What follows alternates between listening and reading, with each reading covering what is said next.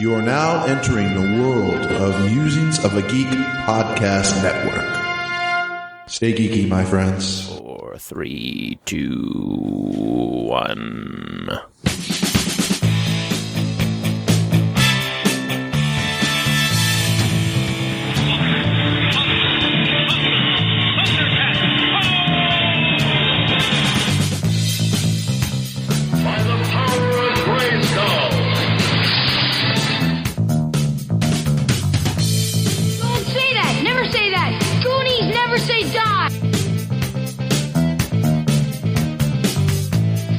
Going on 14. Hello, everybody, and welcome to 40 Going on 14. I am Mike. I am Patrick. I'm Joel. And I'm Josh, and it turns out, after looking into it, I'm 6 degrees away from crispy bacon. Is that just how far you have to turn in your chair? Mm-hmm. Sometimes much less than 6 degrees. You were about... He just means that the oven is set at 394. Sounds like he got some raw bacon there. He was about 2 feet away from a crispy cicada once. Okay, wait. Before we go on, I want to apologize for the naming nomenclature of last week's show. I don't know what the hell came over me. Alcohol. More than likely. I'm sorry, I have a cold. So, there, that's out. You know what else is out?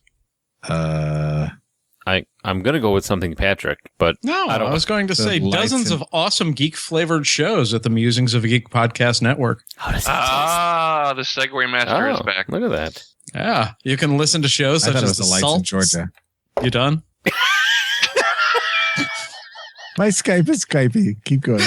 Skype, stop Skyping. You can listen to such shows as Sweatin' the Small Stuff, Who the What Now, Geek Dig Podcast, Salt City Popcast, The Pilots Podcast, The Mindians Minute, 365 Flicks, and The Q from Hell. Mindians Minute? Mm-hmm. What is that about? It's an Indian named Mindy, and she does a 1-minute podcast. A Mindian? I don't think so, Pat. No? Oh, I was guessing. I actually think it's talking about the Mindy Project. What's I love Mindy Kaling. Yeah. Oh, really? Wait. Yeah. Why? Oh, she's awesome. She's great. She's hysterical. You read her book? Her book is fucking hysterical. I don't know care for who her. that is. She played Kelly Kapoor on The Office. And now she's got her own terrible show. See, I never watched The Office. She's best friends with BJ Novak. Nothing. Once again, Mike is confused by things that happened after 1999, and Joel is wrong. I'm not confused by it. I just don't know who that is. I haven't. I've got the British Office. Got the UK version. I got that unboxed season 1 on DVD. Look that up one. Mindy Kaling. You probably know who she is. Kaling. Okay. Anyway, moving on. Yeah. Albert Brooks. Well, if you'd like to ask us questions about Mindy Kaling or other things that happened after 1999, you can always give us a call at 708-NOW-RAP. That's 708-669-9727. Mindy Kaling. Anybody call up this week? Yeah, we had a few people call in. There are other places to listen to our show. However, not just no. Yeah, I told you knew who she was. No idea. Dick. I got nothing. Yeah. Where else can they find our show, Mike? Well, they can find previous shows of this on iTunes, Blueberry, Stitcher, and TalkShoe. Smooth jump right there. Like that. We're professionals here. And if they want to get in on the voicemail action, they can call 708-NOW-RAP. That's 708-669-9727. Did that already. You did? What if they're parasailing? You fuckers stop me. The Mindy Project. I was looking up Mindy What's-Her-Face to realize that I still don't know who the hell she is. We'd like to take a break from the Mindy Project Marathon on Saturday right around noon. We get the perfect break for you. Saturdays at noon, you can listen to us on Geek Life Radio. And then go parasailing. Or go back to the Mindy Project, one or the other. How did the show turn into a plug for the Mindy Project? I have no idea. I don't know. I don't even know who the hell she is.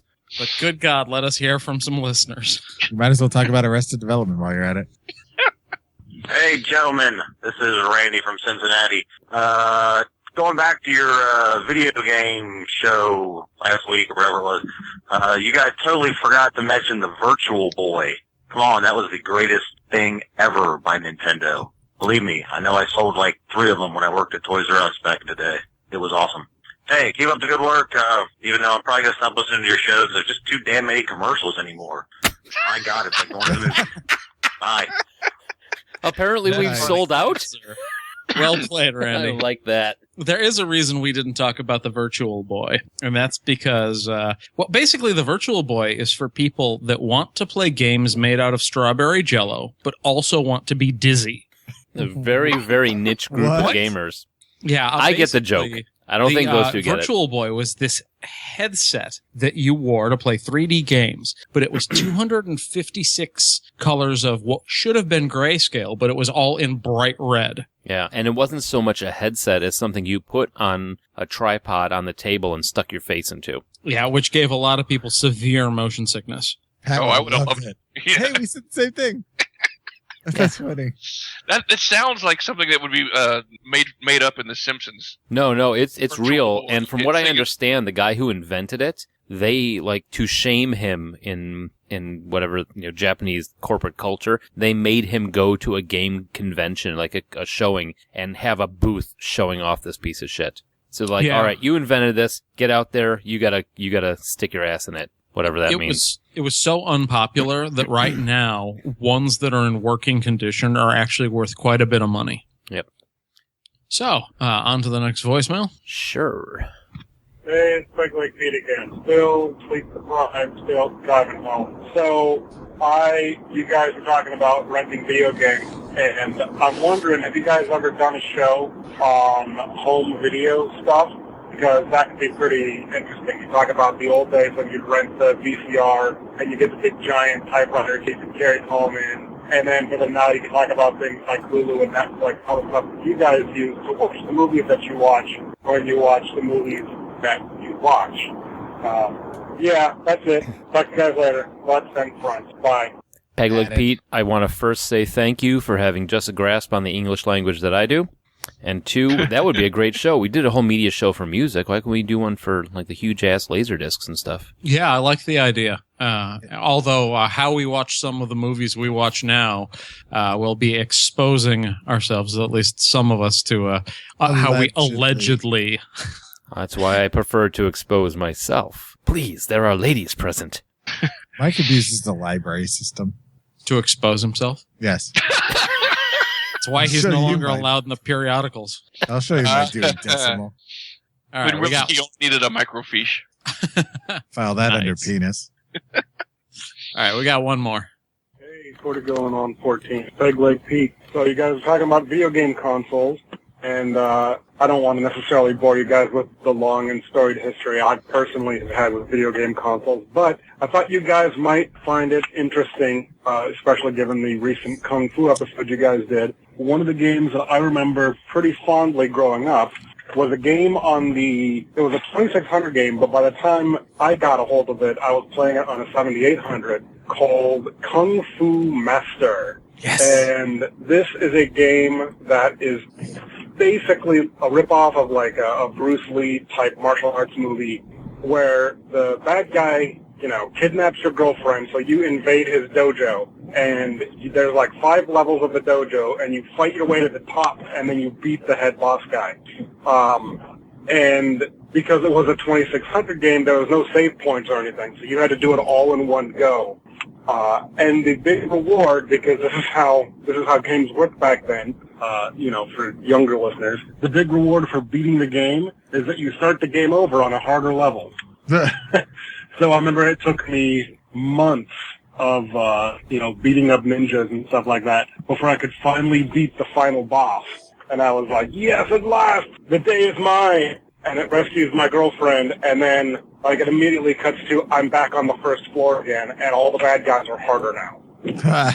And that was frustrating as hell, but also kind of cool because it was one of the first games I ever played that actually had boss battles in it, which seems insane now because any kind of decent video game has boss battles. But anyway, I thought you guys might be interested in that because of martial arts, kung fu stuff, and video game console stuff. And that's all I got. I'm going to go home and get some sleep because I've only had about 3 hours in the last 24. 48, something. I don't know. I'll talk to you guys later. Bye. Yeah, I recall Kung Fu Master when it was re-released just as Kung Fu for the Nintendo Entertainment System. It was a favorite of mine. Yeah, I don't remember that one. that was a fun one. Yeah, So no Charlie this week, huh? No Charlie this week. Apparently, he's waiting for the checks from last week. I wonder if he's safe. Bark twice if you're in Milwaukee. Anyone? Nothing? All right. What? Nothing? What? Huh? Huh? What? Back to this bullshit. I'm pretty convinced it's about that time. It is definitely about that time. This week in music, movies, and TV. And sports. All right, so this week in 1984, because that was the year that the Bacon was released. Do you know, I saw Wild Things, the movie, and I saw Kevin's Bacon. Yeah. Aha. By bacon, he means penis. Wait, what just happened? It was not crispy. No, then it would not be R-rated. That's a real specific fetish you got there, man. What? I don't know. He's talking about his crispy bacon. Are we having the same conversation? I don't think. Damn it, we invoked him. All right, this weekend. It's been a while since an appropriate one has come out. That I was know. definitely appropriate. Very good, Josh. Yeah, I think I kind of am grateful that we gave Josh that button. All right, so this week in music, Jump by Van Halen is number 1, followed by Footloose by Kenny Loggins. Go figure. Nice. I hate that song, Jump. I've always hated it too. What? Yeah. And Are you it's guys serious? and 100%. I am sadly serious. That's a stupid song. Oh my God, I love that song. I love that I get song. you the random lyrics that mean nothing, and then, well, might as well jump. What? What does that mean? Oh, who said that? Yeah, and dumb lyrics. Baby, how you been? Really? It's kind of you are aware you're listening to the David Lee Roth era of Van Halen, right? What? Mm-hmm. I mean, you're aware that you're listening to the David Lee Roth version of Yeah, and there's Van very Halen. few songs of theirs that I like when he was the lead, actually. I don't really care for David Lee Roth. Not a fan.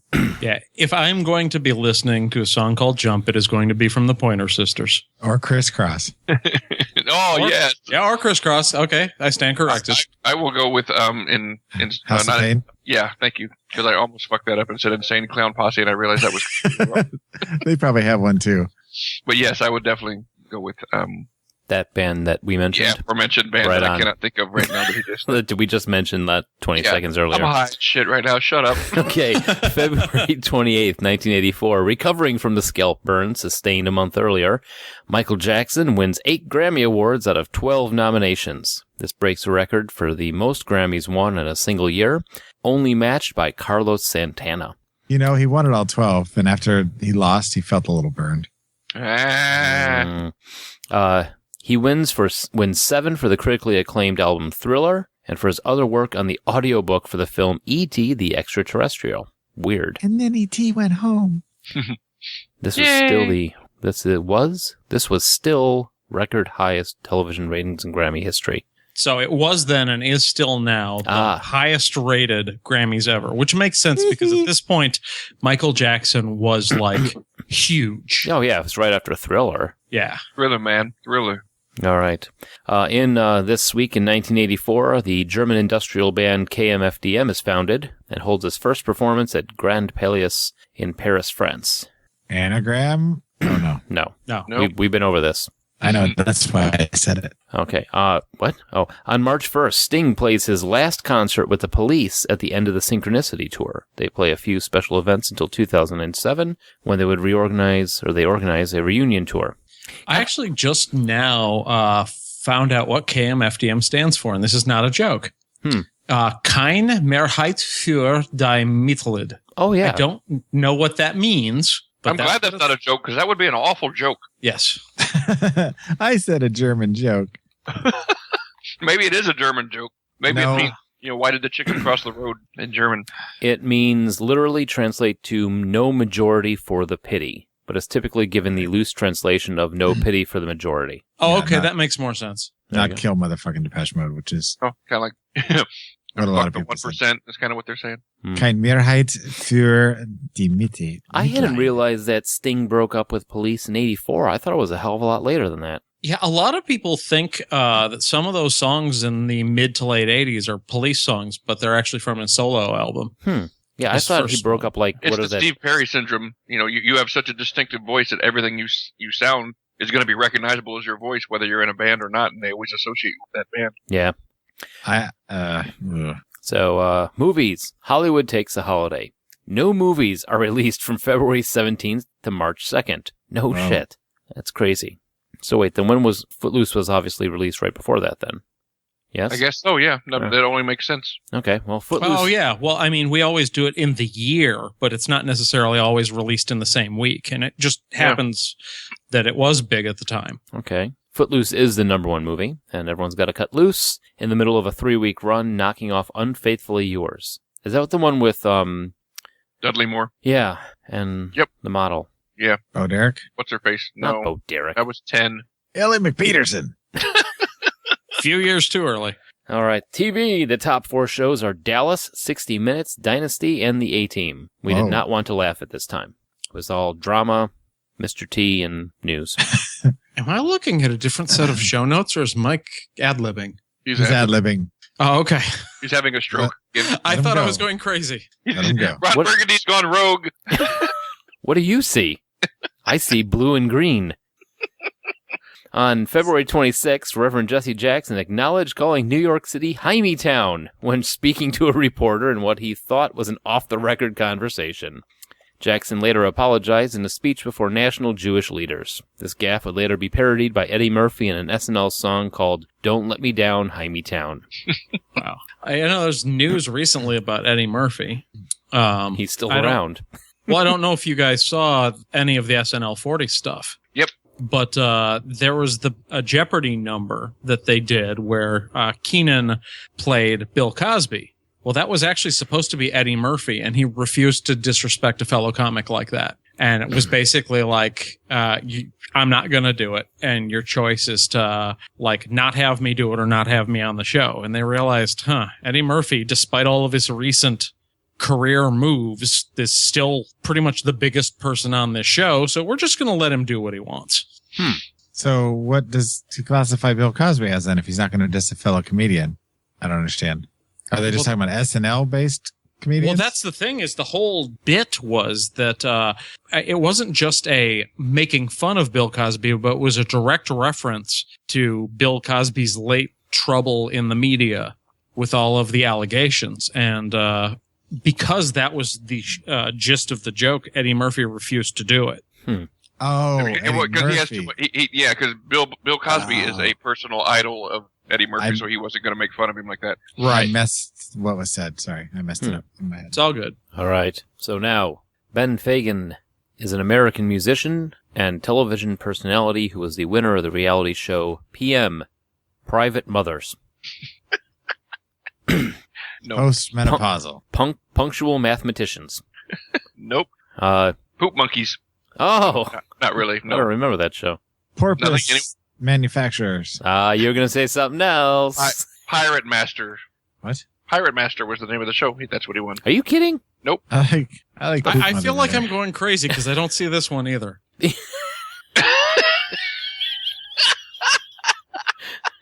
Are you on the what happened? Did you open up some kind of alternate dimension where you're in another time or another show notes? I'm the only one on this copy of the show notes. What the hell is going on? Where did you go? Yeah, you're not up there. What happened? Josh has ended up in Silent Hill. All right, mark this time, Mike. We're gonna have to pause for a second. How did he disappear?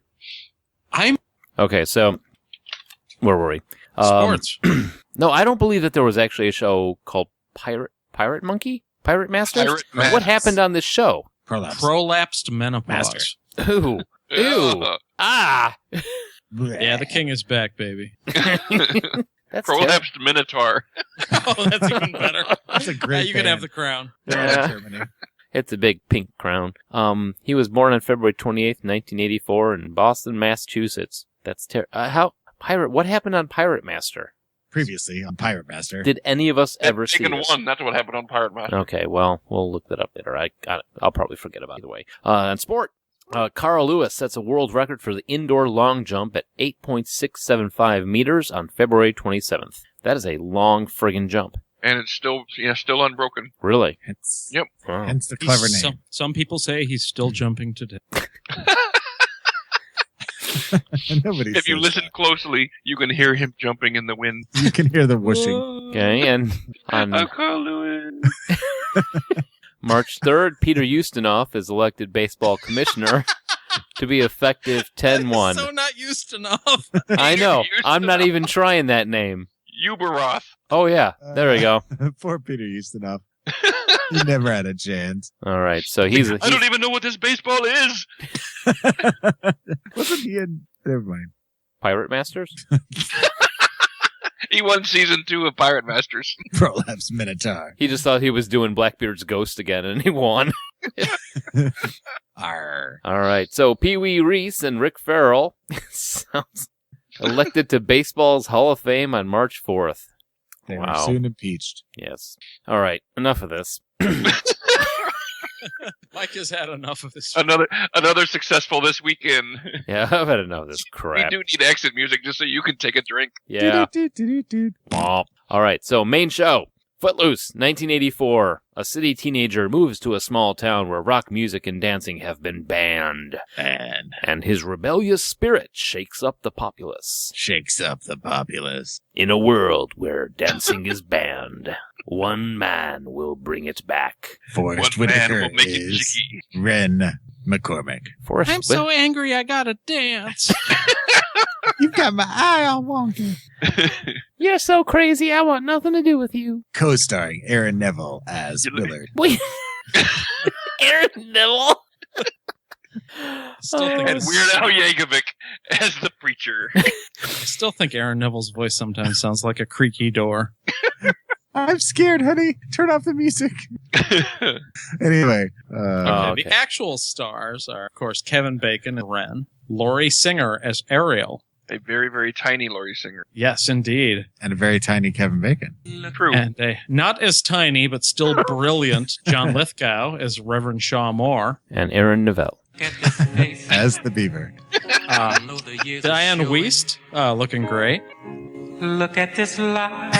I still don't know Jesus where it's Christ. going. Honey, close the I door. There's a hate Aaron draft. Neville, and you're making me talk about it. Stop it. I hate All Right, right. don't be a Van Dyke. I won't be. I didn't want to talk about how much I hate him because I'm like, Mike's going to play it if I do. Right, here comes the clouds. Speaking of tiny actors at this point, this is an unusually tiny version of Chris Penn in this film. Yeah. And even tinier, Sarah Jessica Parker. Yeah, this is a hot Sarah Jessica Parker before she started morphing into a horse. This would have been like Sarah Jessica Horseface around Square Pegs time. Yeah. This is her, and she's just friggin' adorable in this. Yeah, she looked great. So that's what you get for aging, Sarah. So stop that. Well, I think she tried, and she tried so hard that she turned herself into a horse. Is that what happens? Yeah, I think that's what happens when your plastic surgery goes bad. They just put a And your horse. They teeth- just put a Yes. horse head on your body. You become a reverse centaur. All right. Becomes a prolapse Minotaur. A prolapse centaur. Oh my God. Okay, so we'll do a little trivia, and then we'll go to whether we'll talk about this. So the scenes where Chris Penn's character had to learn how to dance were added to the script because Penn really could not dance. I'm not really sure that he could at the end of this movie either. Well, yeah, dance in quotes. I But don't know. I mean, some of the bits in the Let's Hear It for the Boy dance number, like, some were really awkward, but, like, near the end, there was some good stuff. Yeah. That's when the Oh, yeah. jump started to kick in. yeah, I think my favorite scene of that whole montage had to be where they're walking through the school wearing the headphones, Yes. and he's bobbing completely to a beat that obviously doesn't exist, and Kevin Bacon turns around just giving him the what the fuck look. Like, really, man? Like, are you even listening to the same song? Like, we're plugged into the same Walkman, man. How could you possibly be hearing anything else? He saw the dress as white and gold. And anyway. With the principal's knowledge, a 24-year-old Kevin Bacon attended Payson, Utah High School as Ren McCormick, a transfer student from Philadelphia, to get into his role. With his narrow tie and new wave haircut, he was treated pretty much like he was in the film. That's awesome. Bacon gratefully left with the location scouts on the afternoon of the first day. Went back to high school, was like, screw this, I'm out. Hey, they're going to kick my ass. Right. I got my ass kicked in Boston. The kids go see the movie. They're like, is this a documentary? Holy I cow. remember him. He was in our class. Fuck a day. And then offered to play Ariel Moore was also Daryl Hannah, Elizabeth McGovern, who turned it down to play Once Upon a Time in America. And Daryl Hannah turned it down to play Madison in Splash, which I think was a good move. Yeah, I was going to say, both of them seem to have made good choices. Yeah. Yeah, and that actually was the #1 movie after Footloose. Splash? Or Yeah. Okay. Melanie Griffith? Maybe? I couldn't see it. Michelle Pfeiffer? Couldn't see it. Jamie Lee Curtis? Not enough death. Roseanne I'd like to see it. Roseanne Arquette? Yeah. Yeah. Yeah. Meg Tilly? Nah. Julia Louis-Dreyfus? She could have played the Sarah Jessica Horseface part. I agree. Yeah. Heather Locklear? No. Yeah. Yeah, I No. think she could have done it. She could Yeah. have played Ren. Meg Ryan? Nah.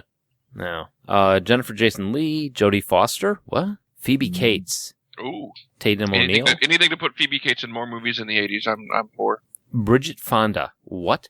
How old was Bridget Fonda when this came I out? was going to say, she seems a little younger than the rest of these. She was a very tall 12-year-old. Lori Loughlin, Diane Lane, and Brooke Shields. But they all turned it down. Obviously. Yes. Otherwise, it would have been a really confusing movie if they were all playing Ariel. Good for you, Laurie Singer. You were the 13th choice. Being Ariel Moore.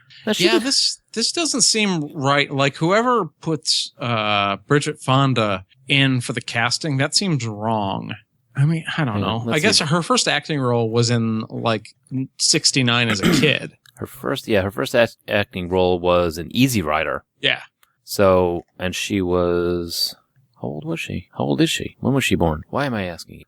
She was born in 64. I was about to say, Yeah, so she would have Easy been right. Rider- I had a mouthful of food, so I couldn't say anything. Sorry. But yeah, Easy Rider was in 69. She was one of the kids in the commune. So she had to be about 5 or 6. Okay, so I guess maybe she would have been the right age, because it's only, 5 years later she was in 21 Jump Street. Yeah, she would have been all right. So, but yeah. No, I always imagine Bridget Fonda being this kid. Well, and plus, like, she looks like she's in her late teens, early 20s, like, as late as playing Jackie Brown. Yeah. So I guess I just assumed that she was a heck of a lot younger if she looks that young in 1997. Right. So, Footloose.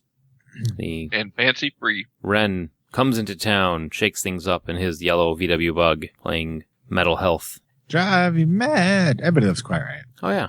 Not anymore. Yeah, not in that town. Well. They probably didn't even know what Quiet Riot was at that point. Well, they knew what Slaughterhouse 5 was. No, I'm talking about the kids because they weren't allowed to listen to that kind of music. Yeah. Yeah, that was really awkward, the whole, like, Slaughterhouse 5 thing. That comment for Mr. Jackass Bowtie, do you read? That's Kurt fucking Vonnegut, man. It's a classic. So, Not this town. Yeah, honestly, yes, I can kind of buy that this town existed back then. Well, of course it did, because they wouldn't have had book burnings. I mean, there were people that thought like this. You can't deny it. It was a part of our history. Well, it was based on a true story, sort of. Wait, what? Yeah. Yes, it was based on, the town was not actually Beaumont. I want to say the town wasn't, I just had this. It wasn't real at all. No, it was a real town that only ended their ban on dancing in, I want to say, 1980. Yep. It was like a 90-year ban. Jeez, oh, Pete. Yeah. What, are they killed in a horse and buggy accident? No, So there are just straight up religions that forbid dancing, period. Yeah, most of them don't need an accident. Yeah. Yeah, most of them are like Mennonites and Amish type. And ultra Presbyterian. Sure. Seventh-day Adventists. Yeah. That's Oprah Winfrey. The cult of Oprah. Mm-hmm. Also known as Coup. What? The cult of Oprah. COO. Anyway, I remember this movie as a kid, mainly for, I think, the soundtrack more than anything else. Yes. Because, I mean, almost every song from the movie was a hit single, or either was before or was after the movie. I was just listening to XM Radio the other day, and they had a long string of the big songs from this. And I remember thinking that Dancing in the Sheets was a terrible song, but all the rest of them are pretty good. Yep, I agree with that. Yeah, Dancing in the Sheets is pretty bad. Let's Hear It for the Boy. That was really, that was good. My kids still All the kids sing at the that. drive-thru loved it, though. Oh, yeah. Yeah. I gotta say, for a town that has a ban on dancing, adults are pretty much oblivious to everything going on around them. Yeah, but I think that's kind of the way it is, especially with the adults so seriously in denial about where their kids are developmentally. Mm-hmm. I mean, they're concerned about what the kids are reading, and then you get the girls alone in the car, and they're talking about teenage pregnancy and drugs and who they're going to have sex with next. And it's very clear that the parents are not tuned into the same station as the kids. Mm-hmm. They're too worried about burning books out of the library where none of the kids go. Right. Because they're too busy out having... somehow, every kid in that town knows how to dance, even though they're not allowed to. Choreography danced. Yeah. Choreography dance. Like, they've spent a lot of time putting their dances together for a town that doesn't allow dancing. Right. I can't do this now, but when this is lifted, man, I'm going to tear it up. They're all secretly rehearsing together. And it looks like the events in this film were inspired by the dancing ban in the heavily Southern Baptist town of Elmore City, Oklahoma. Why am I not surprised it was heavily Baptist? So, for our one Baptist listener, I apologize. Well, he's probably not in Elmore City, Oklahoma, because the census in 2010 said there were 697 people in Elmore City. Oh, okay. Well, then... We can safely, make fun of them all we want. And 693 of them are cousins. It's where eHarmony is a dating site. It is, isn't it? Yeah. What was I thinking of? I don't know. What's the one where you look up your ancestors? Ancestry.com is, that's what I meant. Don't use that as a dating site. No. I retract my statement. Fill that in for me. It was a funny joke if it would have been executed correctly. True. You would know. So apparently in this town, if you call the cowboy homosexual, he becomes friends with you. I think that was a moment of, like, he stood up to me instead of wussing out. You think? Yeah. I mean, there are people that are like that like, they give you more respect to you if you stand up to them, if you show them a little that you're not going to cower or whatever. Okay, I'll buy it. But if you make one wise-ass crack to the 35-year-old dude who shows up at the high school to pick up the girl, he challenges you to a tractor chicken? Tractor chicken, yeah. Yeah. The hell kind of... Pat, you live in the South. Is tractor chicken a thing? No. Okay, but yeah, maybe in a tiny, tiny town where there's nothing else to do, I could buy it. And I definitely could see the guy who is in his 20s or 30s picking up high school chicks being more self-conscious to a minor insult from a kid than the actual, like, semi-popular high school kid. Mm. Yeah, I mean, unfortunately, when I grew up, I spent a lot of time in small towns out here in Texas, and there's a lot of truth to the way that they were portraying the life there, because, in this area of Tomball, Texas, where I went to high school, I'm not joking when I say on Fridays and Saturdays, these kids spend literally hours just driving from the Sonic to the Whataburger and back and forth and back and forth. And that's what they was just like a parade of cars. And like you'd get out in a couple stops, sometimes some of them would pull over in different stops, and like people would just hang out in the parking lots of these fast food restaurants. And that was your Friday and Saturday night, because they weren't old enough to go drinking anywhere, and they didn't have money to go do anything. So they just all drove around, hung out. Back this story up, because, well, you guys met my friend Martha.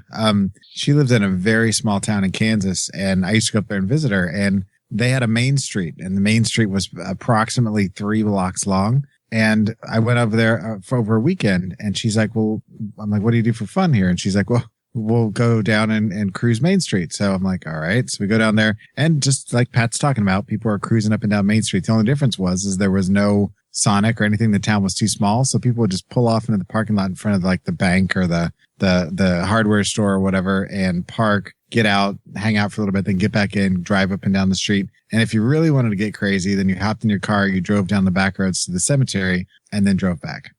I didn't realize how lucky we are, Josh. Yeah, well, when I was growing up in Cicero, it was not so much like driving up and down the street. It was like ducking down the alleys, trying to avoid the drive-bys. Mm. But so it was a different kind of terrible. Yeah, I can give that. Mine was pretty much hanging out at Denny's all hours of the night, or whatever a 24-hour restaurant was open at the time. But I know that.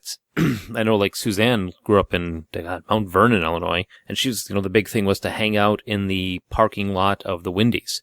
Everybody just parked there and hung out, and even they had like a movie theater and stuff. But apparently the big thing to do was hang out in Wendy's parking lot. Yeah, for us, the big thing to do is not get shot by 2226 or the Latin Kings. I don't know how to math, so I would have been shot for sure. I'm glad that's not in Roman numerals, man. I'd be screwed. Could you imagine how long it would take to tag that in Roman numerals?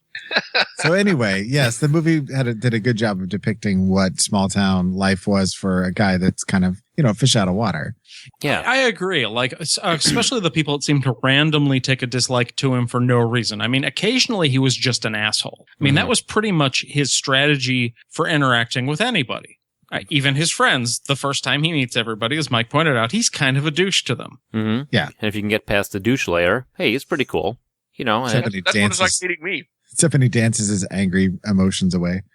That's not what it's like meeting me. Yeah, I'm different in that way. Yeah. That was like the first thing, like I was digging the movie in some ways. I was like, okay, this is a little dated, but this is an 80s kid, fish out of water, like drama teen movie. And we see this formula over and over again. And we see it again in The Karate Kid. Mm-hmm. Kind of the same situation. Kid has to move, is not happy, new school, trying to fit in. There's always the teenage bully.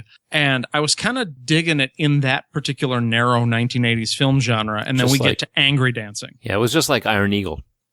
Oh, yeah. When Louis Gossett Jr. does the angry dance. Yeah. Step back. Step back. No, I mean, I agree. He does play the fish out of water thing well. I mean, he does, I'm a douche, get past this type of thing. As Pat commented in our chat earlier, Pastor's daughter is just batshit crazy. That is 100% accurate. That girl, she has a serious death wish, and not even like a joke death wish. Like if he hadn't saved her from the train was going to kill her. She's got a case of the PKs. I was going to say, I don't know how many PKs you guys hung out with. All of them. Oh yeah. But yeah, this I had no problems believing any of that, especially when you tack on the daddy issues and older brother who died. Yeah. Oh, yeah, there were several things that made sense about it, but it was a serious death wish. Yeah, and I hung out with Most plenty PKs of... were just, that I knew were just, sluts. They didn't want to die. But yeah, this is like PK distilled. yeah, she is 100% pure PK. Yeah, don't be snorting that shit. You got to cut that with something. Yeah, definitely the most extreme example of all the problems that come with being the child of a pastor. So. Mm-hmm.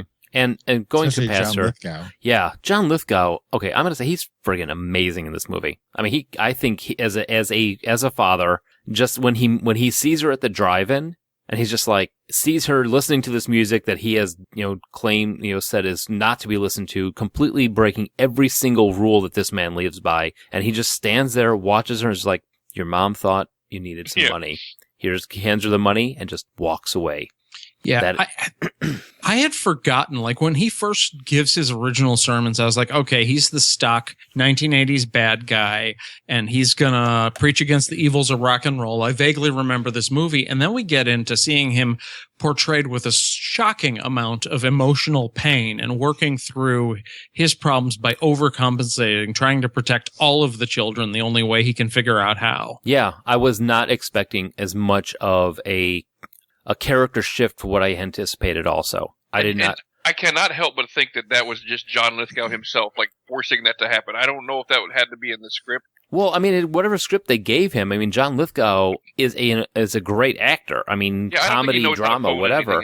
Yeah, I mean, I'll watch anything with John Lithgow in it. In this one, though, I mean, he did, give you a amazing amount of backstory, and you actually felt bad for the guy. He wasn't you expect him to be the big, you kids got me, the dance, the town center is going to be constructed because your dance-offs, raise the money or whatever. But, you actually feel bad for him at the end, especially when Bowtie McAsshole is burning books. And he gets there and he's like, what the hell? Have we all lost our minds? Yeah. He's like, what? How did this happen? I wanted, this is, when he comes over, he's like, what gives you the right to do this? And he realizes he was a much more well-rounded, sympathetic character than I remember him being from when I watched this movie when I was a kid. 100%. And I thought at first that they were wasting the talents of Diane Wiest, but then we get to the third act and she starts just knocking them down. Yeah, the whole conversation they had in bed. Before we move on in this movie, I do want to go back to talking about the warehouse dancing. Okay. Okay. The angry dance. Yes, just because, I mean, I remember when I was a kid and I watched this movie, and I remember thinking, man, that was such a badass scene. No. And it started coming up, and something in me, I just knew as soon as it started, I was like, oh, this is going to be awful. All of a sudden, Pat's like, the glow, the glow, the glow, the glow, glow. Well, first off, when it started, it was not to the music that you were expecting it to be. Right. Oh. I mean, everybody, when you see that dance scene, you I was see expecting It's Raining Men, so. So you were right. But no, when you think of the dance scene in, remember the warehouse dance scene in Footloose? Immediately you think he's dancing to the song Footloose. Oh, no. Pantera. I remembered what it was because I used to listen to this soundtrack all the time, so I had. Oh, yeah. No, I was not ready for that. But that was I thought you just in general, you thought that it was going to be a good song. No. Oh, I think it is a pretty good song. Oh, I hate that song. What song was it? I used to mix this song up with Tina Turner's "We Don't Need Another Hero." I need a Didn't like this song either. hero. I'm holding up for No, he didn't sing. No, this was Never. Was it? Oh, Yeah, it was. No, I Need a Hero was with the Never, tractor ramming. That's right. Oh, you're right. I had them mixed up. I retract my statement about it being a good song. It was only okay. Yeah, see, that's the thing. Is like you think it's this awesome song. I Need a Hero. No, that was the tractor scene. I mean, that was the chicken tractor. Yeah, which was You're again. absolutely right. I had already replaced it with a better song in my mind, and I just saw it yesterday. Yeah.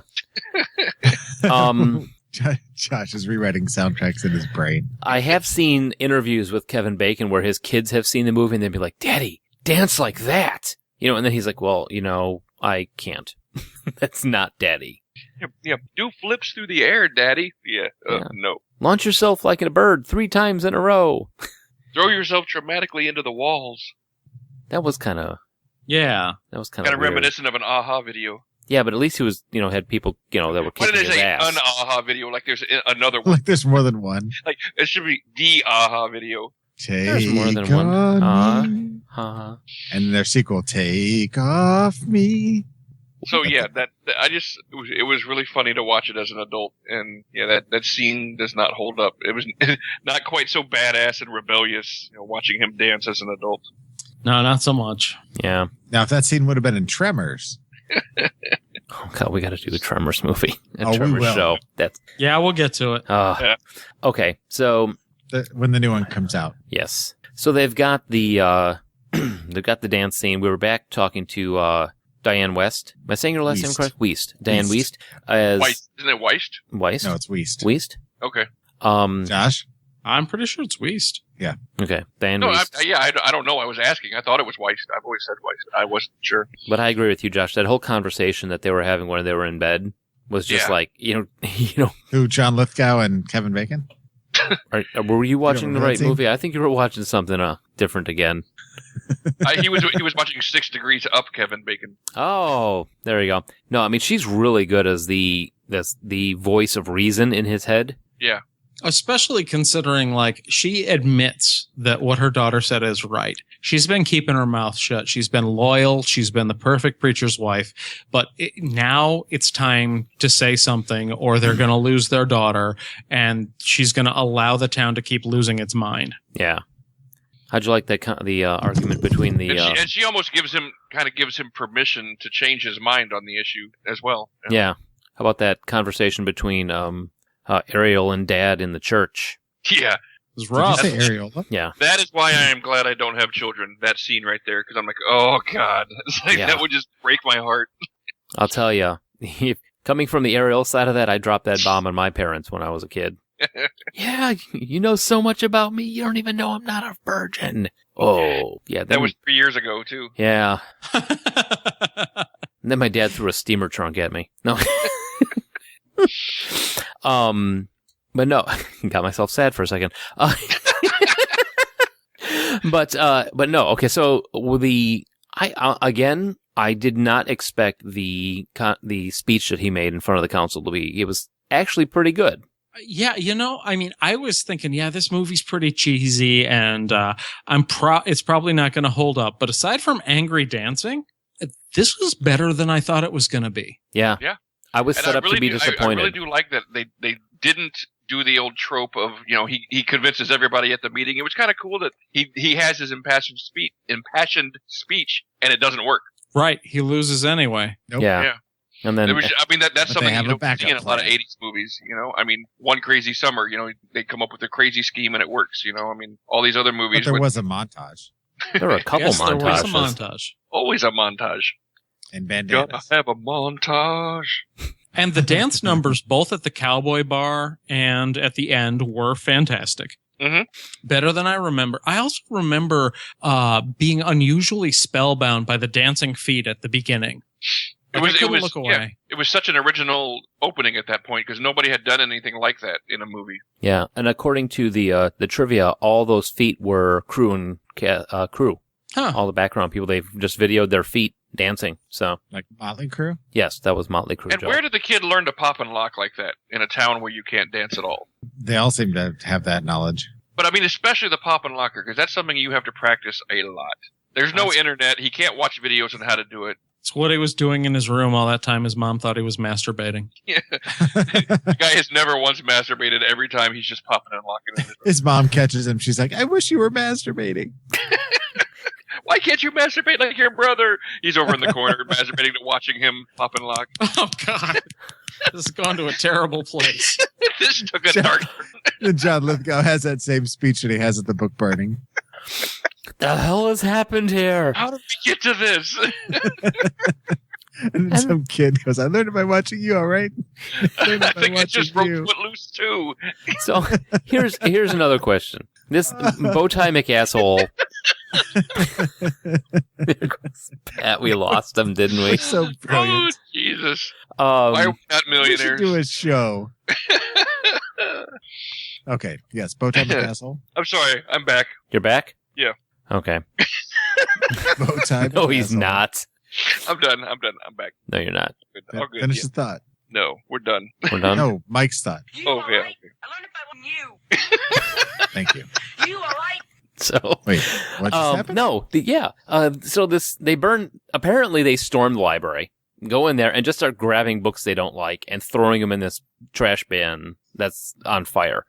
I may be wrong, but there's some criminal charges to be pressed there. I would think so, yes. Especially Destroying considering... state property, possibly? Yeah. And then John Lithgow's like, just go home. Go, Frank, Bowtie McAsshole, go home. Bowtie McAsshole's wife, go home. And I'm thinking to myself, yeah, and wait for the cops to show up. Yeah. Or at least go home and have sex with each other. Like, calm down a little bit. Yeah, it wasn't explicitly stated, but I got the distinct impression that the guy with the bow tie and his shrill wife, they were the parents of one of the other kids killed in the accident. Maybe. Yeah, I could see that. Good read. What state was that this was not explicitly stated, but I think you can reasonably infer that. Do we know what state this happened in? A lot of people wonder that, and it is never explicitly stated. It's placed somewhere in the Midwest where there are farm towns. So we'll go. The remake talks about Beaumont being in Tennessee. But their sign had a peach on it, which made me believe it was Georgia until they said Tennessee. Right. Because he said he doesn't wear Tennessee orange. That's right. And in this one, the production was filmed in and around Utah, but it was based on a town in Oklahoma, so you could probably reasonably guess that it was also supposed to be set in Oklahoma. All right, just because I'm looking to see what malicious injury or criminal... It could be Nebraska, because Nebraska is like the love child of Utah and Oklahoma. Okay. What? Welcome to Nebraska. We're sorry. That'd be more like Wyoming. No, that was a South Park reference. Mm-hmm. Welcome to Wyoming. No one lives here. I'm waiting to see. I'm trying to figure out what the heck the... here we go. Penal code. The penal. Oh, it's a lot of words. I don't want to read that.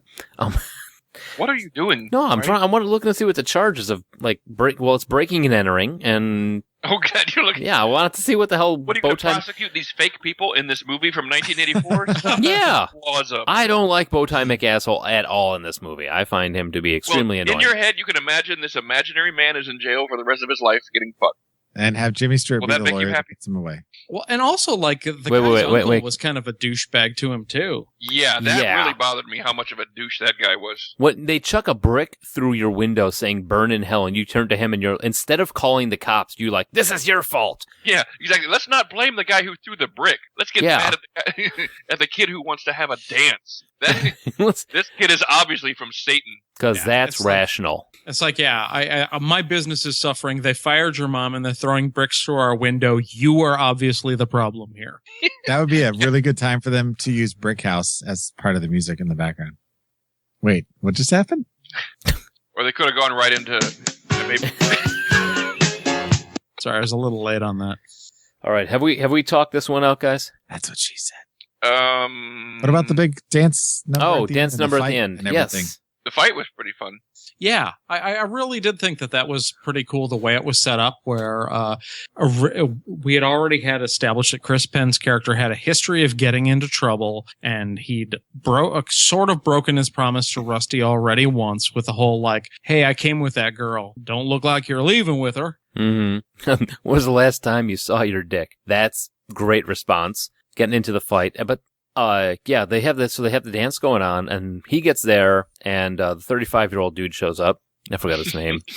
And why didn't anybody press charges against that douchebag when he beat up horseman or not? Well, horse back in the day, you used to be able to just get into a fist fight with people and not get shot, not get thrown in jail, anything. You know, you just took your ass whooping and left. But he beat up a woman. Yeah, he beat up the girl. I'm talking about girls too.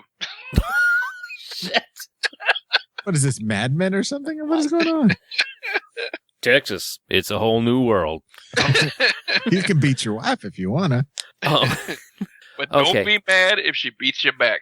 So dance goes on. Apparently, these guys still have a hard on for the fact that this dance is going on, and I don't understand why. I mean, it's not like you show up and you what are you going to do? You're going to break up the dance, and the thing that everybody knows is going on in the town at this time. You're going to show up and rattle the cage and think nothing is going to happen. Well, I think their whole idea is like, all right, this is the event this kid's been working towards the whole time. This is the thing that's making a name for him in this town. I'm going to take him down a peg by beating the shit out of him. Yeah. Penn had a sweet suit on, though. Yeah. And velvet with the impress with like the plaid impress. That was pretty cool. But I like self-cleaning too. Yeah, I know. Everything was self-cleaning. You're right, Josh. I like how he waited for her to say it's okay to get into a fight before he started fighting back. In fact, she said, kill the bastards. Yes. Yeah. I love that line. Yeah. And then they go in and they find that the cameraman has been abducted and replaced with giant bubble layover. That was kind of distracting. And glitter everywhere. Yeah, it was raining glitter. Like, it probably And took then Carrie years. showed Like, Kevin Bacon's probably still picking glitter out of his skin. Well, that's why I hate glitter, actually, because I did that once in the 80s. I walked into the country western nightclub and threw a big bucket of glitter and said, "Let's dance!" And they all looked at me real weird and threw me out. And I had to pick glitter out of myself for like 4 years. Like I said, and then Carrie showed up. I don't know. They're all gonna laugh at you. Yeah, we got it. That may or may not have happened. That didn't happen. So, Josh, do you What just happened? want to take a little break now? I'm already gone. All right. Did we talk about the tractor race? Oh yeah. Yeah, we talked about the tractor chicken. race. Tractor chicken. This movie, I liked it. I give it a thumbs up. I enjoyed Yeah. it. Yeah. I also thought it was cool that in Tractor Chicken, this is something we kind of glazed over. He didn't win because it was a bigger badass. He won because his shoelace got caught. His shoelace got stuck on And the that's how throttle. a lot of big legends about people get started. Just happenstance like that. Something random happens, and next thing you know, you're legendary. Yep. Or you're dead. And okay, one last thing about the tractor chicken is after he dumped the tractor in the river, that asshole tried to run me over. You challenged him to chicken, you dick. You were trying to run him over too. Did you not realize that? Yeah, that was sort of the point. That's the joke. Oh, but wait till we talk about what they did in the remake. Yeah, I Yes. wasn't looking forward to watching these, but at least for the original, I was pleasantly surprised. Oh, spoilers. Break. Absolutely. Yes.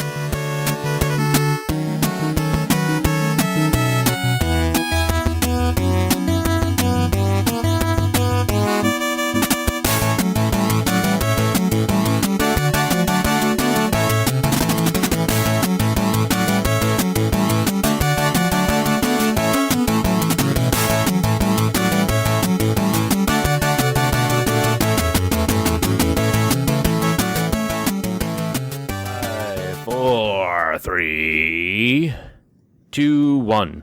Hey, folks. What? That was just such a fucked up countdown. That was a great countdown. 5, 4, 3, 2, 1. I was watching the sound waves that I was Contact. making. So anyway, It's the people. You were like Bernadette Peters counting down in The Jerk.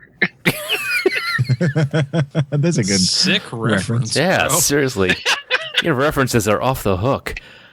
Everybody knows that. All right, so Footloose, 2011. Holy crap! It's the same thing. Teenage Ren McCormick moves to a small town where rock music and dancing have been banned, and his rebellious spirit shakes up the populace. Kenny Wormald? Wormald? That's a name that'll take you places. Seriously. Yeah, maybe sometimes it's good to go back to the 50s where they changed their last names a little bit. Yes, known for such things as Center Stage, Turn It Up. Yeah. Clerks 2. Who the hell was he in Clerks 2? Guy who orders food. I think he's best known as a clone of Iceman from Top Gun. Oh, okay, here we go. Drew Carey Show, 2002. He was dancer number 10. You Got Served. He was dancer. Clerks 2. He was dancer. And then he was in a TV series called Dance Life. Is this guy a dancer? I think. Oh, he's a dancer. Yeah. Or is he a prancer? They're ice I didn't- pirates. I didn't catch that. So it's a profit game. Yes. And Julianne Ho? Huff. Huff? The Oh, hell? Julianne Ho. Oh, well, she was.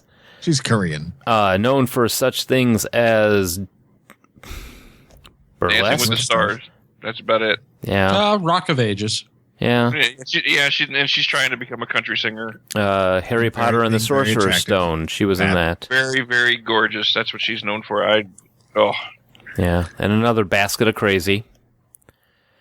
Yeah, though not as crazy as the original.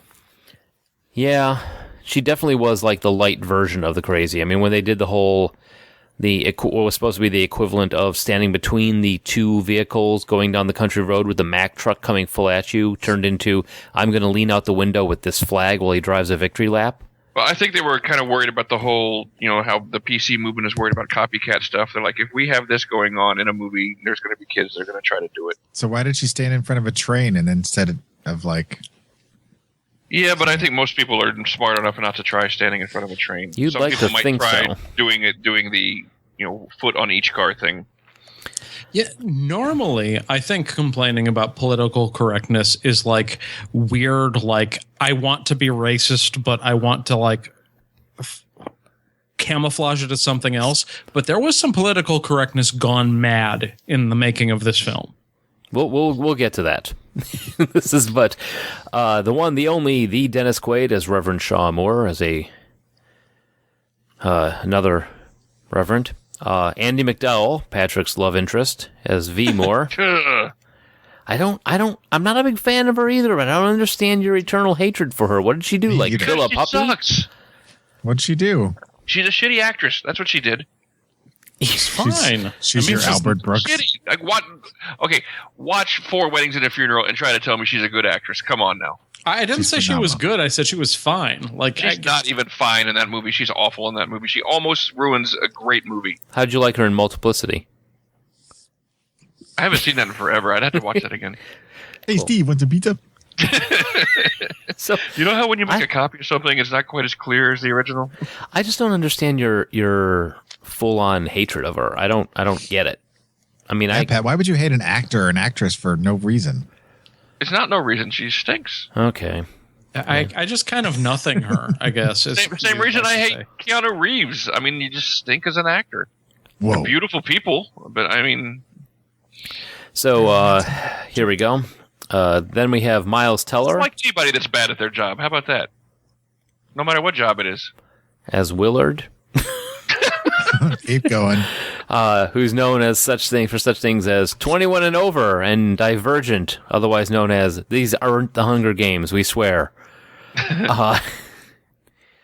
God, what else? Ray McKinnon. Dystopia Part 2. Yeah, I put too many Ray names in. McKinnon, it was driving me crazy. I couldn't figure out what I knew him from, and then finally dawned on me he was the preacher in Deadwood. Oh yeah, he totally was. Oh, Yeah. When it finally dawned on me, I was much relieved. Yeah, it just dawned on me. So, and then and he was in a bunch of stuff. He was in The Blind Side. He was in Oh Brother, Where Art Thou? Apollo 13. Yeah, he's had a pretty good career. Patrick John Pfluger as Chuck Cranston, who was entirely too old for that girl. The father and Mike just came The out. father and Mike came out. I was like, wait a second. That guy's like, If that guy comes around my house, he's getting shot. yeah. Because I'm going to buy a gun. It's like, he's going to knock on the door and Unless be he like, brings a race car. can you wait here for 2 weeks? So, yeah, Patrick John Pfluger as Chuck Cranston. Kim Dickens. Is that the right name? Another Deadwood alumni. She played Joni on Deadwood. Yeah. Did she And- love I'll be Cratchy? damned. She totally did. Yep. Look She at did you love and Cratchy? your Deadwood. And then Zia Colon. Wait a minute. What? She wasn't Joni. Yeah. She was No, Chachi. Joni is played by what's her face, Kristen Bell. No. This Kim Dickens played Joni on Deadwood. You're absolutely right. The one who played Oh, you're right. Kristen Bell played a minor character who was connected to Joni. You're right.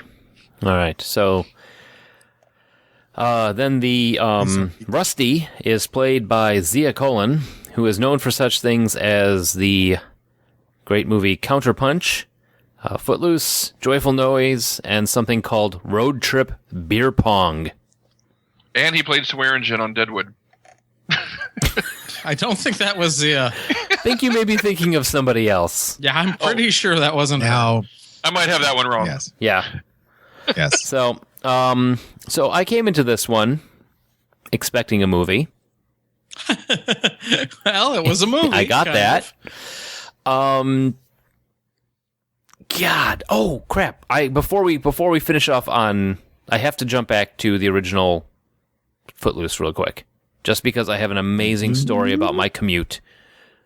I was watching it on my phone, and there was the shower scene.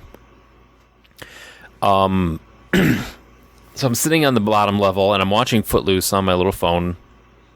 And then after a second, somebody comes over, and it's the conductress. Conductress? Is there a female version of conductor? Yeah, I think it's just conductor. Okay. She comes over. She goes, "Excuse me, what are you watching?" And I'm like, "Footloose." She goes, "Really?" I'm like, "Yeah." Huh. I'm like, "Why?" She goes, "Someone up top said that you were watching gay porn." Someone looked down at my phone during that shower scene where there was just the man ass walking around and told the conductor. They actually got up, walked down, found the conductor, and told them that I was sitting there in the middle of the train watching gay porn on my phone. Wow. That's And you're like, I wish this was gay porn. Have you seen Kevin Bacon? I was just like, I'm just looking at him like, no, Kevin Bacon, check him out. There he is. He's doing his angry dance. Well, you see, that person was on their way to the library for a book burning. That's right. So, Yeah, it was just, So, in other words, they've Bow seen tie. plenty of man ass they don't want to see anymore. yeah. Bow And tie. but the conductor was just kind of like, I knew they were fucked up, just like, just like shaking the head, walking away, like, Footloose. Did you give her one of our cards? No, unfortunately, I didn't. That didn't come to mind. I was too much astounded by the full fact that somebody felt the urge to get up and complain yeah. about me. Yeah. So if you'd like to know more about gay porn, here's our card. Call us at 708 now wrap. yeah, there's no I'm 708. not watching gay porn on this, but if you're interested, hey. And that's how I wound up walking home. No, so back to the movie. Okay, It's interesting that Zac Efron was originally cast because the whole time, like in the first 5 minutes, I kept trying to figure out if it was Zac Efron or not. I'm looking. Yeah, I could see. I'm just trying to imagine Zac Efron like, hey, you guys are wicked smart here.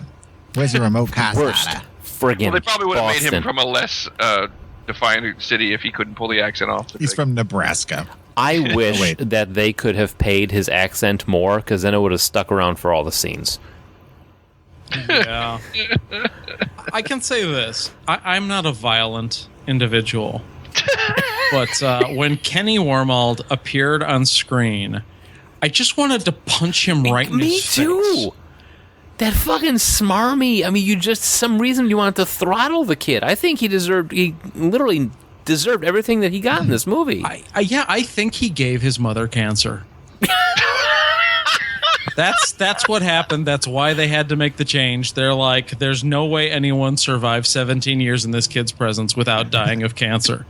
Merry Christmas, Ma. How you like them apples? I did not have the hatred for this kid that you guys did. Well, eventually, because all of yours was channeled to Andy McDowell. You had no hatred to give up. I mean, I don't know. Eventually he was fine, but it was that first moment where he's just walking with this shit-eating grin on his face and his fucking sunglasses on. I just wanted to hit him.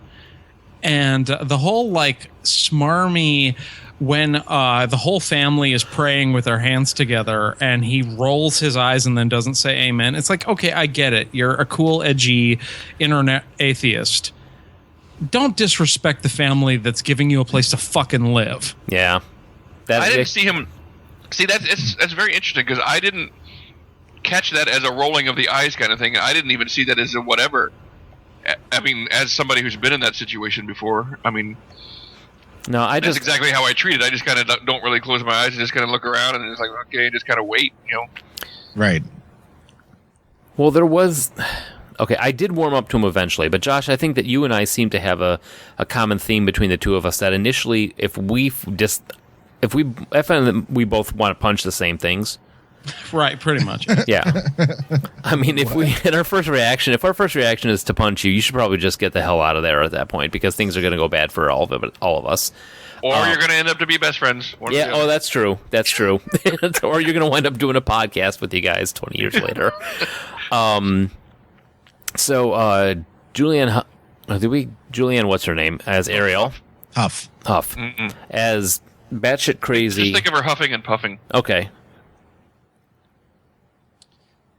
I'm thinking of that now. Yeah, I think we all did. We all took a break there to do that. We're like,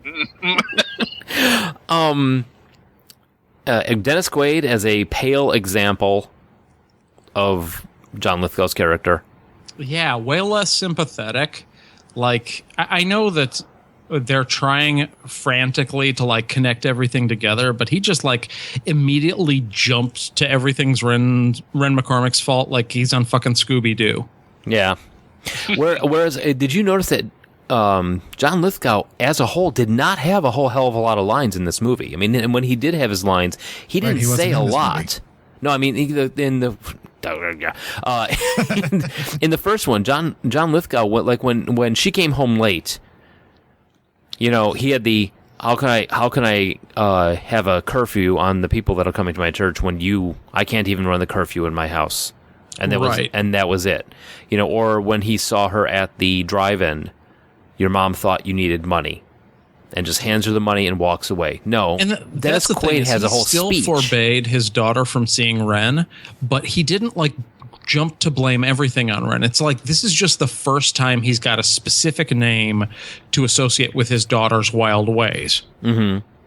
And it's like, oh, ever since he showed up in town, you've been crazy. And it's like, oh yeah, ever since he showed up in town, finally the kids all had a drive-in movie theater to stand in and have dance-offs in the town where dancing is banned. Yeah, and there's no way that this is the first time he's seen, you know, this beginning of this school season is the first time he's seen any rebellion from her. Not with the way that he and his wife talk about her. Right. Yeah, especially by the senior year. Okay, there was something else I noticed by this stage of the movie, and maybe I'm way off, and I'm hoping Pat can correct me on this. But this is a town in the Deep South where they're so backwards that they're mistrustful of ATMs because they don't give you a piece of bubble gum. However, they are 100% racially integrated. I so noticed that. Does that seem a little off? I mean, we're up in the middle of the Yankee Midwest, and I could drive 2 hours south and find a place where they beat up the black kid. Yeah, and Rusty and Willard are dating? Right. Yeah. By the end of the movie, anyway, they are. Like, I mean, maybe it's different in small towns now. Maybe this is just an update, but this is kind of what I was talking about with political correctness gone mad. And it's weird that I'm going to complain that there isn't enough racism in there. But what's crazy to me is it's weird. It's almost more racist to not show it, because if you are going to claim that in this town of all places, nobody's racist, you are basically making the fanatically untrue statement that there isn't racism anywhere.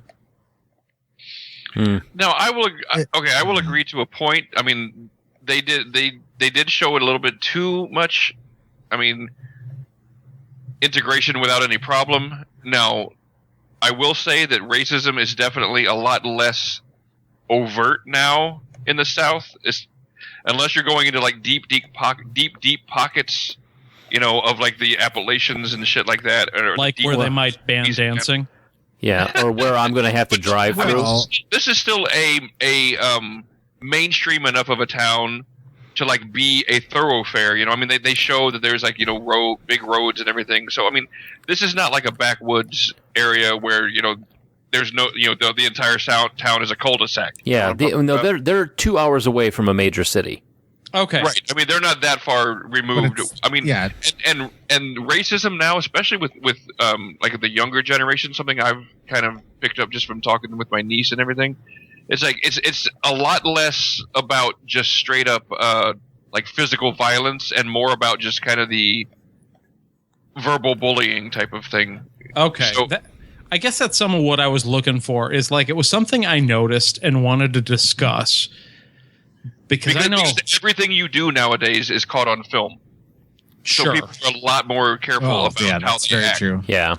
But I don't know that the attitudes have necessarily gone away, because I've seen teenagers and guys in their 20s, and I guess it's gotten more to where the white kids are less about like necessarily being overtly mean and more like playing the real victim is the white male. It's like, right. Fucking come on. Yeah. Racism has gotten a lot less violent and just more whiny. Yeah, almost. I mean, yeah. You know, and now everybody wants to do is talk about how their group is the one that's oppressed. Sure. Yeah, well, this took a happy turn. Let's get away from this. Like hey, did you know? Remember when Ariel took off her shirt?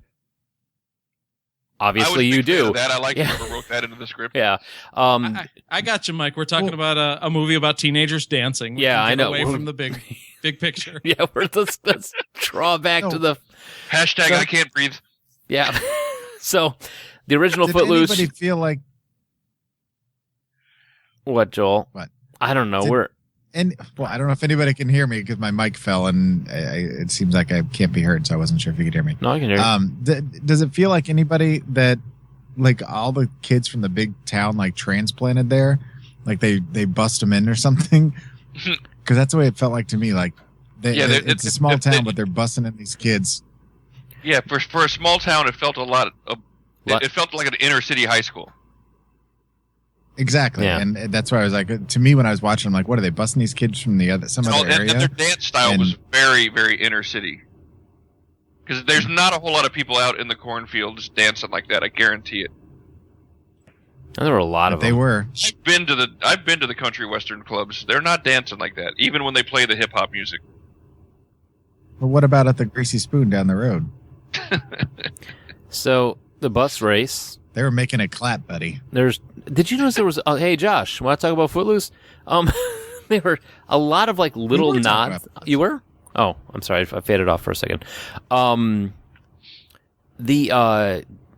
It seemed to me as I was watching the movie, I got halfway through it, like this movie was written by a guy who kind of remembered watching the original Footloose with his parents back in the 80s. Because there were a lot of, for watching both movies in the same day, there were a lot of lines that were exactly the same. Yes. A lot of references. She was wearing the red boots. You know, they had the yellow bug. They had I thought they did a good job of paying homage. Yeah, the different things they threw in, like when he went through the albums too. Yeah. Yeah, but there was just so much homage as it was. They just straight up. I mean, it was a straight up remake with very little new to say on its own, in my opinion. Yeah, and very little dialogue to say on its own. I mean, there were several conversations that were almost verbatim from the first movie. Exactly. Like I did the same thing you did. I watched them almost back to back. Yeah. The bus thing was kind of weird. I thought it was cool. I thought it was a little better than Tractor Chicken. I agree with that. But where did they get the money for these freaking buses? A bake sale? His dad owned the track. Yeah, Right. they explained that in the movie. Yeah, And he was but they were- already kind of a semi-successful NASCAR driver. But they raced the buses, he said, every weekend, and those things were pristine. well, maybe they get new buses every week. Yeah, I think he said they do. I think he implied they do that race every weekend. Not that the buses were the same ones from every race. So that every week when they bring in the new kids to the high school, they just change Yep. the buses in for the race the Yeah, next they week? steal the buses and put zombies in them. That bus, by the way, was fucking awesome. Yeah, that was pretty cool. Oh, the zombie one? Yeah. Nice. But why the heck did What's-His-Nuts have any right to get upset when he blew up his bus? I mean, Well, for the same reason the first What's-His-Nuts got upset when he tried to run me over. That was the point. Although I would say that Chuck in this one played it a little cooler. He was like, yeah, I'm going to pretend we're cool, but you can see behind my eyes that we're not cool. And I'm going to try and show you up. He was a little less comic book bad guy from the 80s teenager in this one. So I that was a change I actually kind of liked. The Little portrayal less of William Chuck. Zabka. Yeah, although I thought they were going to back off from the whole relationship between him and Ariel when she was like pushing him off and like, why we got to go so fast. Yeah, she caved in pretty quick on that. Well, Oh, yeah. and that was good because I thought that I honestly thought it was going to be a little bit more rapey there, and it was going to destroy her characterization as a girl who is pretty much like her way of dealing with her pain is to like wreck her own life. well, and it played up to that nicely with the way that they twisted that part, for sure. So, I mean, that was around the point because my first text to my wife while I was watching this is that the remake of Footloose is the most outrageously shitty thing I've seen in weeks. And that's for what we watched. Considering Right. we did the Mockbuster show just a few weeks ago, that says a hell of a lot. I will kept saying I'd rather be watching Star Crash. Wow. I see. I'm the only one that didn't hate this movie, I guess. What? Well, that was initially, though. I started warming to it. I don't know that I ever got to liking it, but I eventually came around to, okay, this isn't as terrible as I thought it was in the first 20 minutes. Exactly. I would not at all say I liked this movie, but I never hated it. I just kind of, I enjoyed it for what it was the whole time, I guess. I hated And it. I thought it was a pretty faithful to the original. I mean, in interest. Well, yeah, because it was straight up like copying everything. Well, they made a couple changes, and some of the changes, to their credit, were for the better. They cleaned up the relationship between him and his uncle and his aunt and those. Great casting on the new adorable little girls. Yeah, Mm-hmm. they were. Yeah, I liked that they made his uncle more supportive of him. Right. Yeah, And I cutting did his like mother- that. Cutting his mother out of the picture and not having his aunt as a completely like background silent character Yeah. worked very well. Yeah. That was a change that I thought actually overall improved the film. I like the fact that his uncle was kind of like, yeah, this is the way it is, but you know what? It's kind of screwed up. When he called out the judge, Yeah. we used to drive around listening Eddie, to he's Leonard like, call Skinner. me Judge. All right, Judge Eddie. Eddie. hmm And when they're kind of arguing about the way things are about buying beer on Sundays, and he starts cracking up because he knows it's ridiculous. Yeah, It's just like, well, it's in the Bible. Jesus said it, so I believe it. Shut up. yeah. And that actually is a standard phrase I've heard from many people. God said it, that settles it. And God said it, I believe it, that settles it. That is an actual bumper sticker. But here's a real question. The angry What? dancing. Oh, they started to lose me again at the angry dance. Yeah, I thought the first one was bad till I saw the second one. Yeah, I How was do you just blow like, off steam? the first one, I was like, oh man, he's a whiny bitch running around in there. I'm like, oh no, this is a whiny bitch. I'm going to yell at the trash cans and call everybody's names because you with your stupid vest. Who do you think Yeah. you are?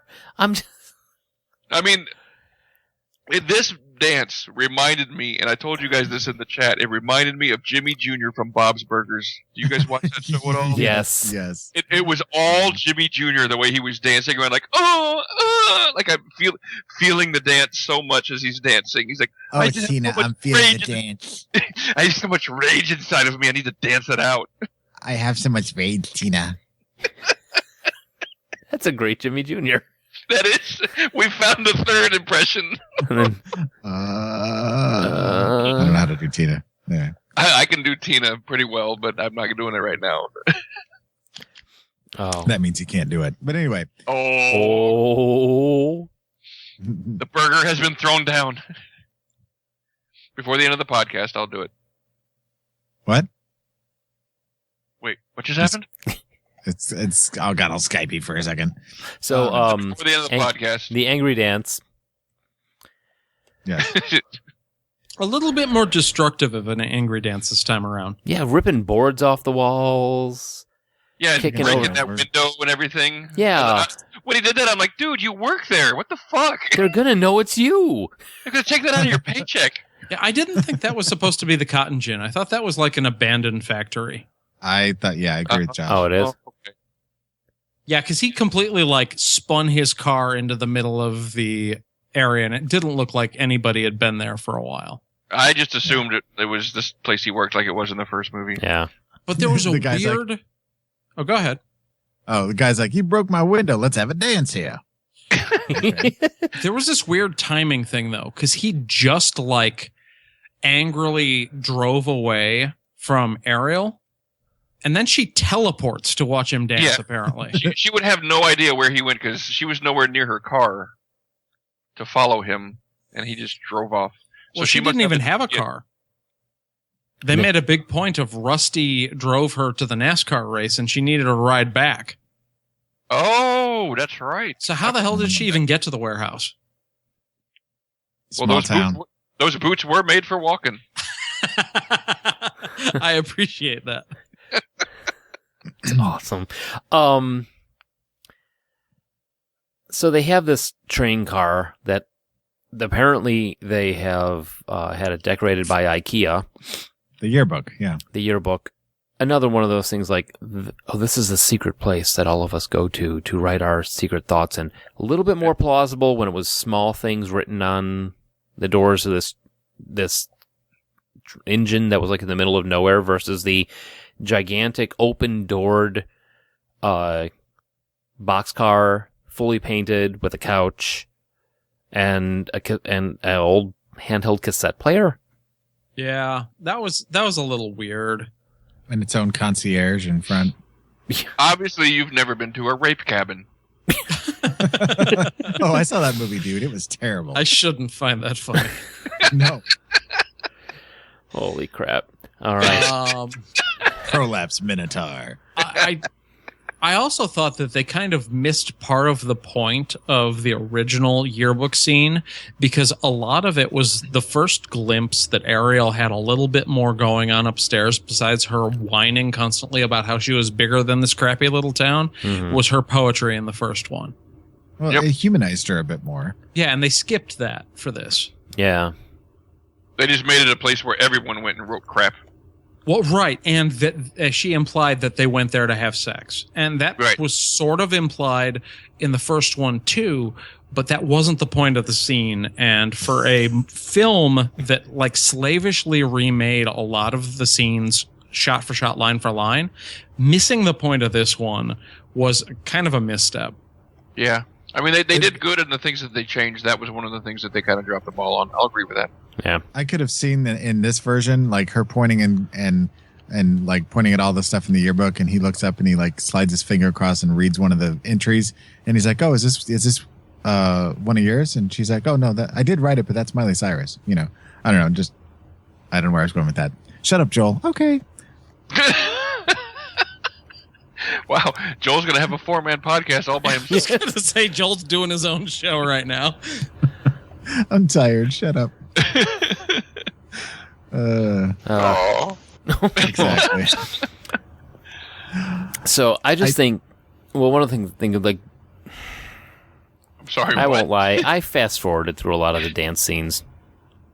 Why? Well, mainly the big angry one.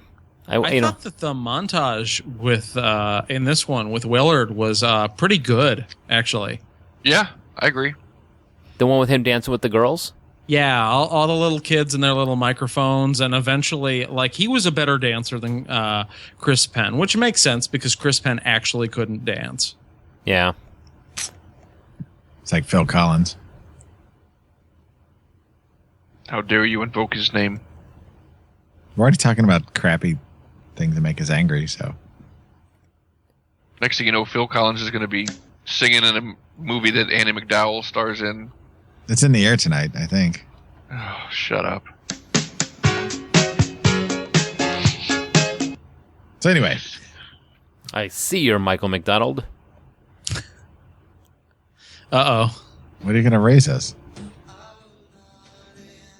Oh, God damn it.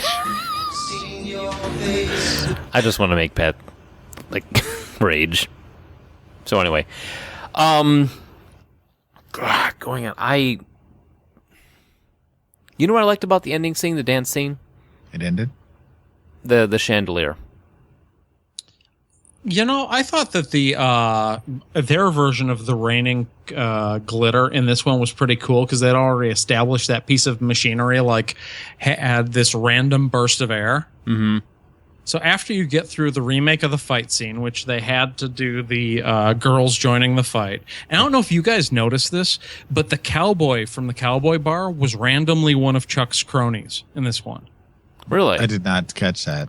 No, Yeah. I didn't either. Yeah, Chuck's cronies included the heavyset drug dealer, yeah, Oh, I knew noticed that. Yeah. the crony you saw him with like a rat-faced kid with the longish hair and the leather jacket. Mm-hmm.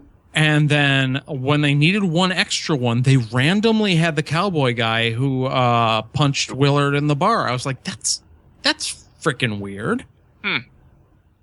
There's no indication that he was from Beaumont or would have known Chuck. But I guess we have to get our revenge on the one remaining bad guy. No, I think they just counted on nobody noticing that, honestly, and just recast the character. Well, they recast the thought actor. wrong. Dum dum dum. No, I just like how they get in this massive fight where they got their shit rocked on both sides and they walk into the dance perfectly clean and ready to go. again. Well, that was just like the original again. Exactly. Where the suits like are practically ripped and they're covered in dust, and then they pop back up and the suits are perfectly clean. It's an amazing wind they have down there. It's like they went to the same place that the lady from Wrath of the Titans went to. Oh yeah, 20-minute Martinizing. That's what it is. I've always wondered. That's what it is. Huh. You're just completely dirty, and you turn 180 degrees, and you're just completely clean. Nice. All right. So, got anything else? I mean, in general, we can agree that Dennis Quaid was no Jonathan Lithgow. Andy That's McDowell. really a slight. I mean, Jonathan Lithgow is honestly probably one of the top 10. John Lithgow is probably one of the top 10 actors alive today. See, but here's the thing, though. I like Dennis Quaid, just not in this. Dennis Quaid isn't built for this, I don't think. I mean, have you seen him in, like, Pandorum? Oh, that's a great Dennis Quaid is hit or miss. He has good roles and bad. Yeah, I mean, Inner Space, amazing. He was good in that. Yeah, that was good stuff. I mean, Dennis Quaid has good roles. I mean, this is not. I don't think this role is good for him. I think they cast him as this because they're like, oh man, throwback. We'll have Dennis Quaid be the Reverend. You know, everyone remembers Dennis Quaid from movies in the '80s, so we'll put him in there. So it'll be another like homage, I guess. But they should have put John Cusack in that role. Oh shit! Yeah. Yeah. John Cusack would have been really good at that. He plays intense really well. I'd like to see him do a fire and brimstone speech. Yeah. John, okay, then you said no, Joel. Who would you put? I mean, Dennis Quaid wasn't a terrible option. I don't have a big problem with the Dennis Quaid choice. Okay. John Cusack just doesn't, I don't know. I just can't see it. Would have been nice if Kevin Bacon would have done it. or would have been right or done something. That was actually part of the trivia that I had that we haven't gone over yet, is that they gave Kevin Bacon the script and said, hey, we're remaking it. And Kevin Bacon read the script and said, no, thank you. He could not find a role he was willing to play. So they wrote him in for Ren's deadbeat father, and he gave that the director Craig Brewer his blessing. He's like, all right, thank you. I'm not going to be in it, but good luck to you. So good luck with that. Yeah. I thought it was cool that they decided that they were going to have Ariel take off her shirt to start the race in the original script, and decided that they couldn't go that far, so they decided to pay that off in the remake. Yeah, that was cool. Thinking about that again. But no, I mean, it's I just think this is like we said before, talking about multiplicity. This is the copy of a copy. It's a throwaway piece of pop culture. I mean, they took something that already was a proven commodity. They remade it for a modern audience with very little update, and it succeeded as being entertaining to a similar degree, but I don't think it'll have the same staying power. Step 4, profit. Mm-hmm. Yeah, Exactly. I mean, it wasn't great, but let's face it, the original wasn't Shakespeare either, even though we kind of liked it, but that was partially because I think most of us had pretty low expectations. I think the way to wrap it up, the first one was better than it needed to be, and the second one wasn't as good as it should have been. Mm-hmm. Wow. Very, very concise. Yeah, I'd say I agree with that. And it's pretty obvious that even though I don't agree with Pat's hatred for her, Andie MacDowell is clearly no Diane Wiest. Well, yeah, that goes without saying, I suppose. But I think the original also, I mean, we all have some tie to it because of the music. It was the music of our time, and the actors are all actors that we grew up with. So, I mean, we're going to be a little bit more attached to it because of that, too. Plus, I saw it when I was a kid, so right there, it's going back to the well, going, oh, that's fun. It's not Goonies fun, but it's fun. Right. I mean, this was one, I kind of felt when we talked about doing this as a show, okay, I suppose we have to, because this was a big movie, but I wasn't excited for it like I was for some of our other topics, but I'm glad we did this one. Yeah, I am too. I mean, it wasn't that great watching the remake, but it was fun watching the old one again. So. And it was interesting to see what those kids are up to today. Whew. Anyway, what'd you think, Pat? Apparently it's dancing at a burger joint. That's what they're up to. They're crunking at the joint. Yep. Don't get too crunk. Honey, would you lock the crunk, please? Thank you. It was just such a great little throwaway, stupid line to show how hip and cool the old man is. And you could tell it was written by an old white guy. Yeah, there was a little bit of that going on where it's yeah, we're gonna update this, and I know what the kids are into today. Right. I'm gonna Google, what are the kids into? They're into the crunk. That's the bee's knees. Write that down.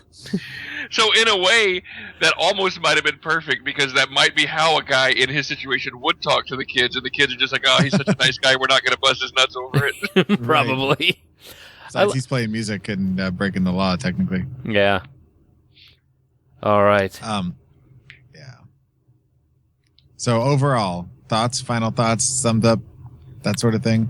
I think Pat summed it up. The first one was better than I was expecting it to be, because, like Josh said, we had such low expectations on that.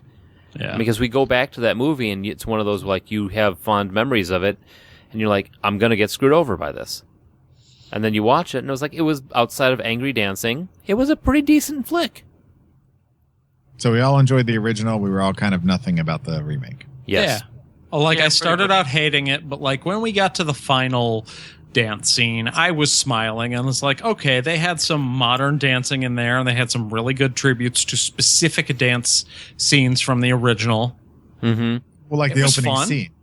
The way they handled the opening scene with the feet, which wouldn't have really worked as well now without making it feel like a teen sex comedy. They made it make sense.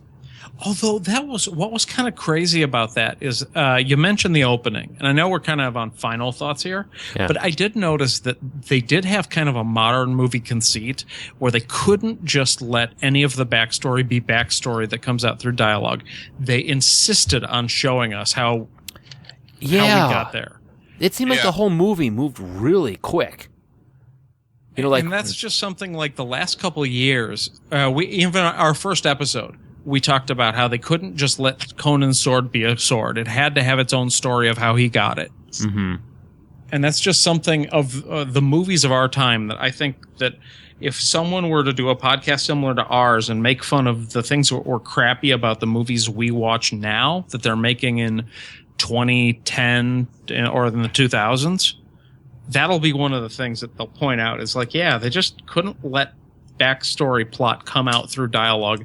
They insisted on writing a fucking scene for everything, no matter how trivial. Mm-hmm. Well, Well, and we're there such a was visual society, for one. well, there was some guy at a desk, struggling screenwriter who's sitting down and he's like, "How are we going to include the feet from the opening shot? Oh, it'll be at the party where the kids get killed." And everybody fight each other and drank a Red Bull. Exactly. They're like, "Okay, excellent. Print it. Write it up. Let's go." Yeah, high five, crunk. I don't think he. Let's drink some Red Bull what he and drunk thinks out of he- here. on that note, what's on tap for next week, Joel? Supermodels. Yeah. No. Work it, girl. Mhm. Every year about this time, especially back in the 80s and 90s, they come out with the preteens first version of porn, especially before the internet. You've got not the Victoria's Secret catalog, not the Frankie of Hollywood. I'm talking about the swimsuit issue of Sports Illustrated. And pretty much that has launched the career of so many supermodels that we have come to know and love over the years. So we're going to take a look at the ones from the 80s and 90s and compare them to some of those same girls in the same roles today. Will this episode come with a football phone? Yes. All right. So if you want to catch some of our older shows, you can find us on iTunes, Blueberry, Stitcher, and TalkShoe. If you have an idea about a show or something you would like to have us cover, or comments or some notation that you want us to know, you can call us at 708-NOW-RAP. That's 708-669-9727. But no unsolicited commercials. We're done with that bit. Yeah, we're done. That's old. Charlie ran that bus into the ground. Good night, It was folks. funny once. Yeah. Stop it.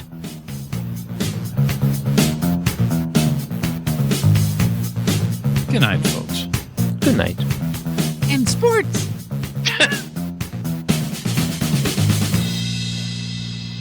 I'm angry. I gotta dance. You are now leading the world of Musings of a Geek Podcast Network. Stay geeky, my friends. Mike, just for Yeah, your I get it. reference, KMFDM is not the acronym of the week. No, I know that. Okay.